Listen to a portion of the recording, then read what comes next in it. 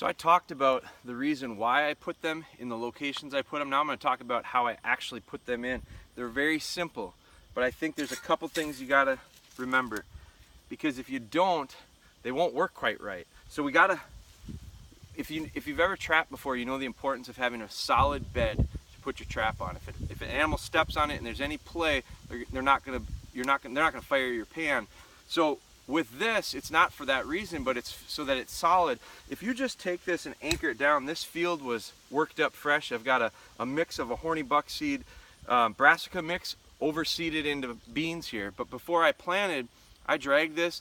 The earth was fluffed up, so it's not settled all the way. So what's going to happen is, if you're on sod or grass and you put this down and just anchor it, the grass will die.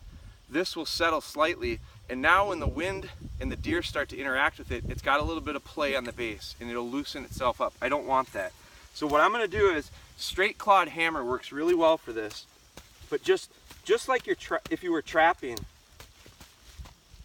I actually scratch down below the surface till I get to a nice solid. Then I take this like a compactor and I'll actually pack it right down. Now I've got myself a pretty good bed. Now the other thing that's important when you're bedding this is, this spring needs to be plumb. If it's slightly tilted, it's going to be top heavy. So if you look at this, the spring's quite plumb. By putting this strap on, at times it has a tendency to lean slightly. So if that's the case, just adjust your base plate accordingly, so that this, and if you're in a hill or if you're on a slant, make sure that this is vertical straight. So the other thing I can do is, I can saw that right down into the ground. Now this soil is real damp and heavy. Sandy soil, this is really important to do. So I'm going to get this where it's nice and level, and then I'm going to put my anchors in. These anchors push right in this because this soil is pretty soft. But drive your anchors in and be careful not to hit your spring, not to hit your thumb screws.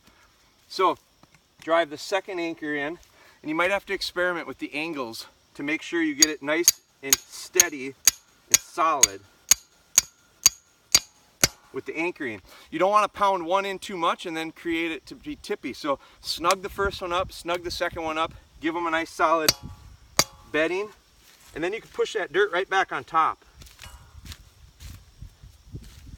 and almost bed it like it's a trap.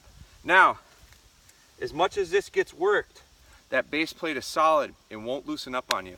The next thing that we're going to talk about is, how do we get the right tree and set the right tree so that we get good balance. But bedding it, the foundation, is really important. So make sure you get a nice bed when you set these things up.